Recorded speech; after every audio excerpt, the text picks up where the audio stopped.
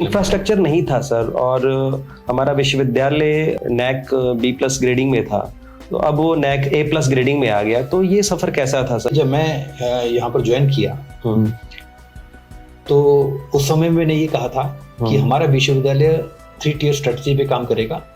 पहला है management of higher education पे, दूसरा है रीओरिएंटेशन ऑफ हायर एजुकेशन, और तीसरा है क्वालिटी ऑफ हायर एजुकेशन पे। और हमने 3 tier स्ट्रेटजी पे ही काम किया शुरू से। अच्छा। कि हमने कैसे मैनेज करना है पूरे एजुकेशन को, कैसे उसका रीओरिएंट करना है। रीओरिएंट का मतलब है, जैसे राष्ट्रीय शिक्षा नीति आई थी, राष्ट्रीय शिक्षा नीति को इम्प्लीमेंट करने वाला पूरी तरह से इम्प्लीमेंट अभी तो फेज मैनर में हो रहा है, लेकिन जो शुरुआत की थी अग्रणी विश्वविद्यालय हमारा देश भर का रहा।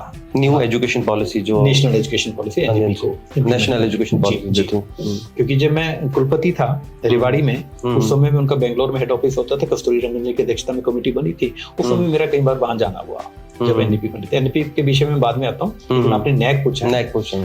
तो उस समय में क्योंकि नैक का खुद मैं विजिट करता हूँ, नैक ग्रेडिंग देने के चेयरमैन, एज ए चेयरमैन बहुत विश्वविद्यालय में गया हूँ, बहुत इंस्टीट्यूशंस में गया हूँ। मुझे पता है कि कहाँ कितना सफर तय करना है। उस दिन से लेकर के जब हमने मुझे याद आ रहा है, जब मैं मीटिंग ले रहा था तो मैंने कहा कि रिसर्च में इस यूनिवर्सिटी को हमने रिसर्च यूनिवर्सिटी बनाना है। मैंने तब ये काम दिया, हर फैकल्टी को बोला कि स्कोपस हर एक की पब्लिकेशन होगी। आज की डेट में 1200 स्कोपस पब्लिकेशंस हमारे फैकल्टी की है।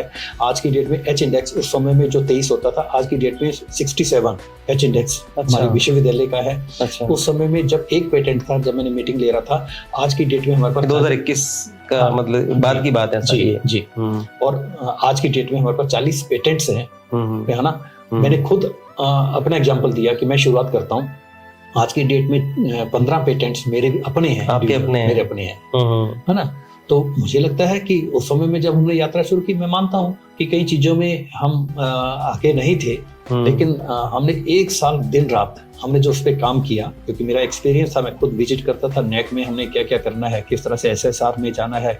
हमने जो रिपोर्ट बनाई, रिपोर्ट में कहीं 70% थर्ड पार्टी इवैल्यूएशन थी, और रिपोर्ट एक अच्छी होनी चाहिए। रिपोर्ट को बनने के लिए जो सारा तमाम होना चाहिए, उस चीज़ पर हमने ध्यान दिया। वो कई 7 क्राइटेरिया थे, 7 क्राइटेरिया के लिए।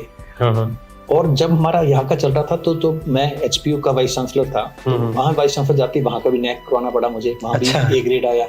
अच्छा, वहाँ भी हाँ, तो वहाँ नैक करवाया। वहाँ जो हमें गैप लगे, वो गैप मैंने हमें यहाँ पूरे किए। अब यहाँ पर आपने खुद बोला कि B+ था, B+ से मतलब हमारा टारगेट तो था कि हम A++ में आएंगे। हमने इतनी तैयारी की हुई थी और इतना हमने अच्छा सारे हर पैरामीटर पे हम खरे उतरे। अब उन्होंने एक चीज को जो था कि हमारे पास अपना इंफ्रास्ट्रक्चर ना होते हुए, ये कमेंट है उनके, उसमें हमारी ग्रेडिंग बहुत ज्यादा है, अपना इंफ्रास्ट्रक्चर ना होते हुए फिर भी जो सुविधाएं होनी चाहिए, जो चीजें होनी चाहिए, जो लर्निंग होना चाहिए, जो आउटकम लर्निंग है, एक्सपीरियंशियल लर्निंग है, जिस तरह का कम्युनिटी आउटरीच है, जो 15 विलेजेस हमने गोद लिए हुए हैं, वहां पर काम है।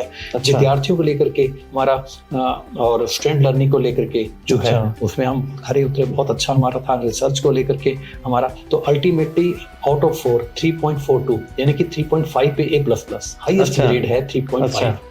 हमारा 3.42 था, वेरी क्लोज टू A++।